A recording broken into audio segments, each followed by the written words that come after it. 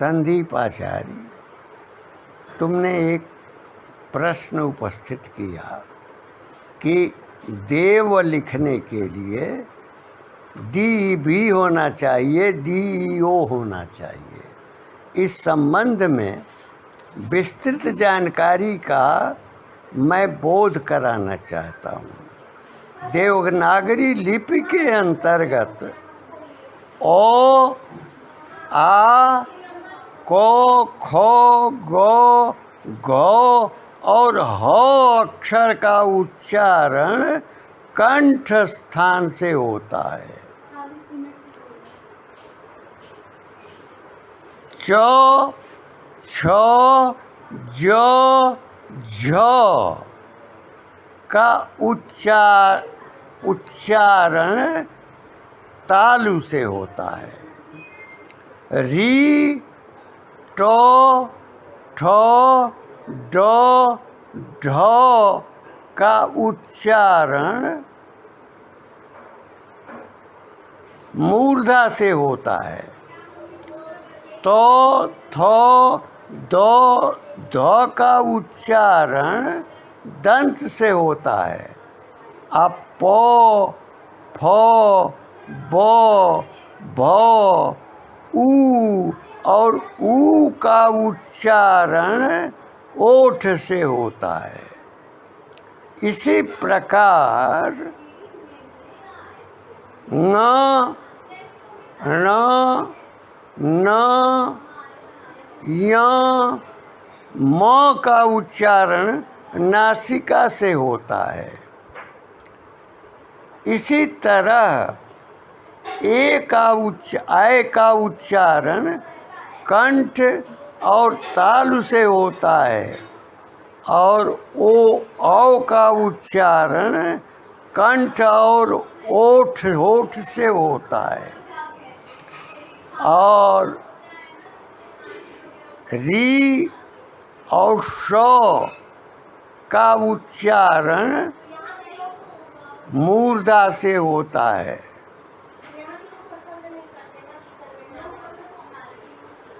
प्रकृति के अनुसार या उच्चारण के अनुसार देवनागरी लिपि में उच्चारण के स्थान बताए गए हैं, जिनकी संख्या 13 स्वर होते हैं और 36 व्यंजन होते हैं। एक व्यंजन और हिंदी में बाद में जुड़ गया है, जो डो के नीचे बिंदु लगाया जाता है, उसे रो कहते हैं। इस प्रकार 50 की संख्या होती है। अंग्रेजी के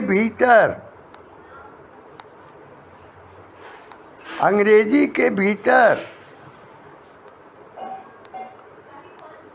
26 अक्षर होते हैं, जिसमें 5 जो है वावेल होते हैं और 21 व्यंजन होते हैं। अरबी के अंतर्गत 31 वर्ण होते हैं और फारसी में 33 वर्ण होते हैं।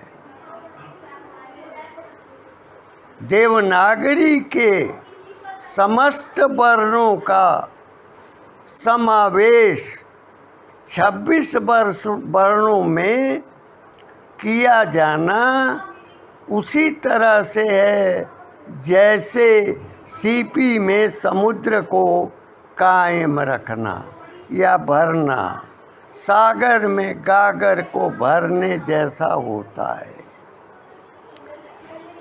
तुम्हें यह मालूम होना चाहिए कि अगर हम लोग ओ लिखते हैं तो एक का होता है, लेकिन आ लिखने के लिए 2 ए होते हैं।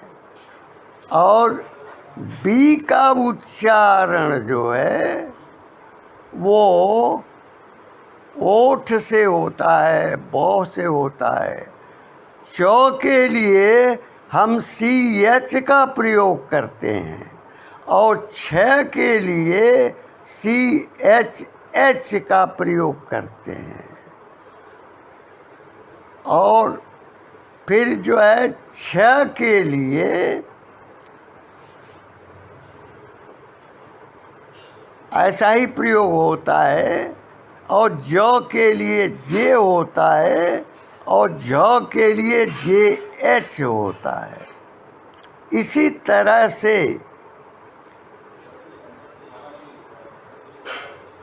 तो के लिए टी का प्रयोग होता है, और थो के लिए TH का प्रयोग होता है।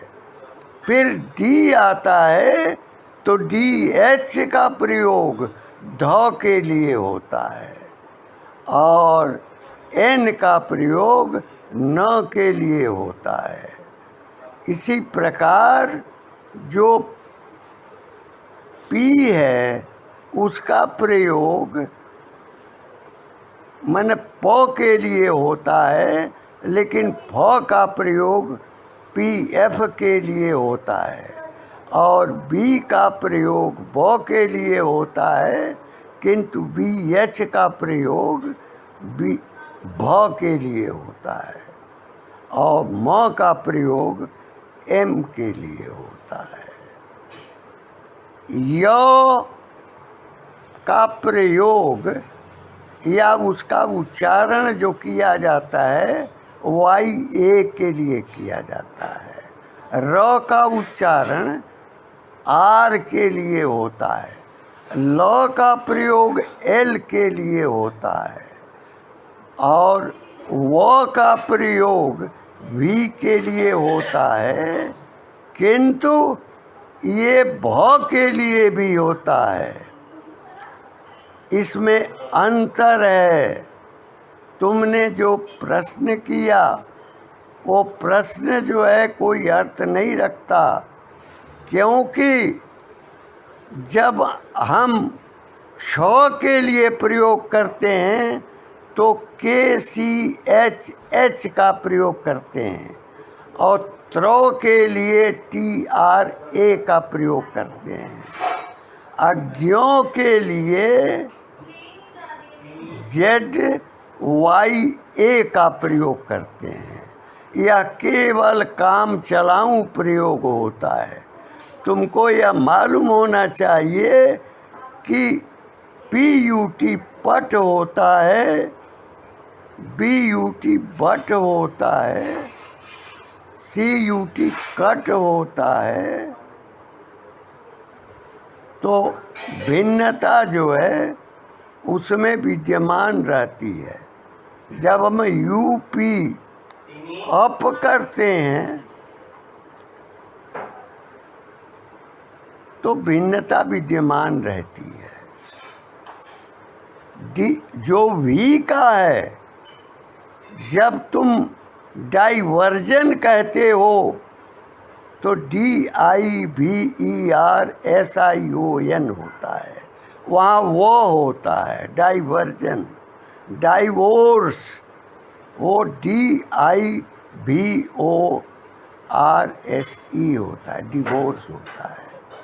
ओ के लिए व के लिए व का प्रयोग जो है वो वैज्ञानिक माना जाता है, और भी का प्रयोग भी के लिए भी होता है, और उसको कहीं कहीं व के लिए भी होता है, और अन्य अक्षरों में भी उसके प्रयोग की निरंतरता बनी रहती है।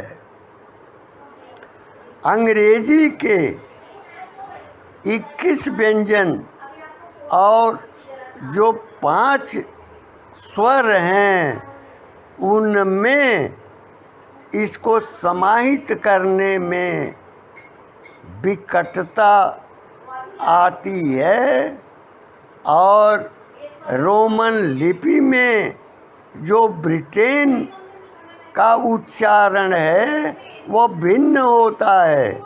जयनारायण कॉलेज की लाइब्रेरी में 1800 ईस्वी तक की पुस्तकें विद्यमान हैं जिसके अंतर्गत CHRIST का उच्चारण ख्रीष्ट के रूप में किया गया है, जबकि अमेरिकन जो लिपि है अंग्रेजी है उसमें उच्चारण की भिन्नता होती है। जर्मन और फ्रेंच में भी रोमन लिपि का प्रयोग होता है, उसमें भी उच्चारण भिन्न होता है। ऑस्ट्रिया, रसा, उसमें भी भिन्नता पाई जाती है उच्चारण में, शब्द प्रयोग में, वाक्य प्रयोग में। लेकिन भारतवर्ष में ब्रिटेन का उच्चारण जो है सर्वाधिक मान्य किया गया है। यहाँ भी बंगाल और बिहार के लोग POT को पॉट कहते हैं, COT को कॉट कहते हैं, लेकिन अपने उत्तर प्रदेश में POT को पाट कहा जाता है, COT को काट कहा जाता है। इस प्रकार जो भाषाएं हैं वो भिन्न हैं। तमिल है, तेलुगु है, कन्नड़ है, मलयालम है, मराठी है, बंगाली है, मागधी है, मैथिली है, भोजपुरी है, अवधी है, छत्तीसगढ़ी है, राजस्थानी है, पंजाबी है। इन समस्त भाषाओं में उच्चारण की देवनागरी लिपि की प्रधानता विद्यमान रहती है। तुमको यह समझना चाहिए कि तुम जब 90 या 93 के आसपास इंटरमीडिएट उत्तीर्ण किए थे तो मेरा प्राचार्यत्व काल था, लेकिन मेरा अध्ययन काल 56 से 60 तक उसी संस्था में रहा और 64 से लेकर के मैं निरंतर प्राध्यापन करता रहा।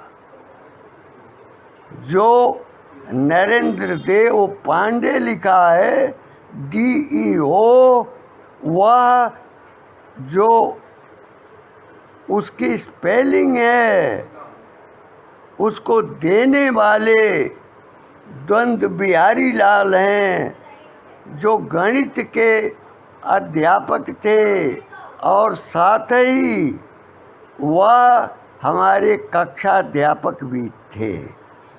उन्होंने जब तुम 0 के बाद 1 शुरू करते हो तो ONE होता है, फिर जो है 21 कहते हो तो 1 ONE होता है। 41 जो होता है 40 के बाद वहाँ ONE होता है। तो अंक गणित के आधार पर भी वो के लिए DEO ही सार्थक है और उसका उच्चारण भिन्न नहीं किया जा सकता।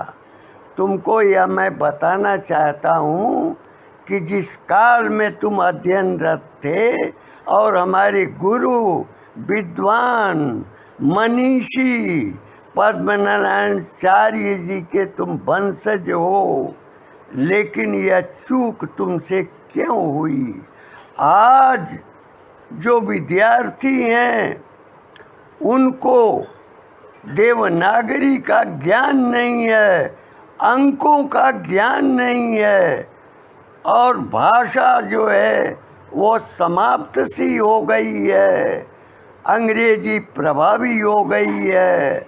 या 1947 में मूलतया देश, भाषाई, वेशभूषा, खान पान, व्यवहार, संस्कार और कर्म से गुलाम बना है।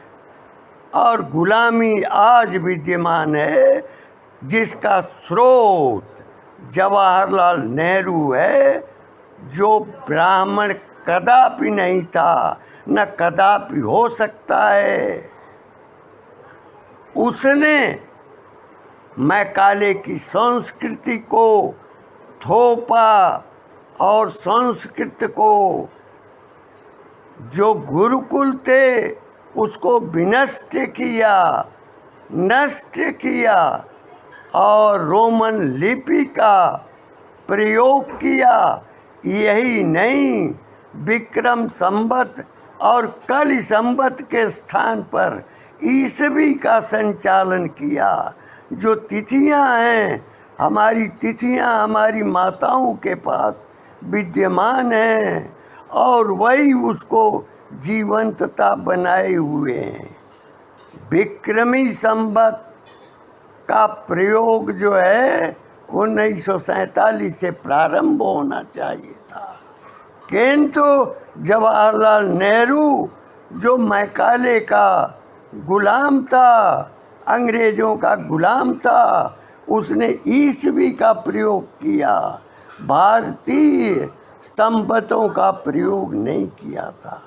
आज जितने भी विद्यार्थी पढ़ रहे हैं अंग्रेजी माध्यम के स्कूलों में और चाहे अन्य वित्त संस्थाओं में, उनको अंक का ज्ञान नहीं है। न वो 51 लिख सकते हैं, न वो 66 लिख सकते हैं, न वो 86 लिख सकते हैं। ये जो अंक है वह भिन्न हो गया है।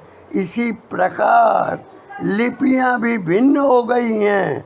फेसबुक में तुम देखते होगे कि लोग देवनागरी लिपि को अंग्रेजी में भेजते हैं, उनके पास ज्ञान नहीं है, इसलिए वो ऐसा लिखा करते हैं।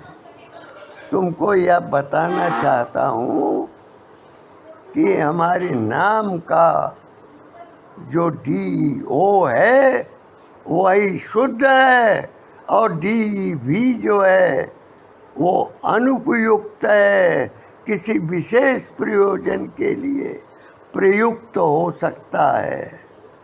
तुम इस पर विचार करो। तुम व्यवसाय कर रहे हो, व्यवसाय रत हो, लेकिन श्रद्धेय स्वर्गीय विद्वान प्रधान अध्यक्ष माननीय पद्मनारायण आचार्य जी के वंशज होने के नाते तुम अंकों का और देवनागरी लिपि के बोध के अनुसार रोमन लिपि का प्रयोग करने का प्रयास करो। इस भावना के साथ तुम्हें मैं आशीर्वाद देता हूँ।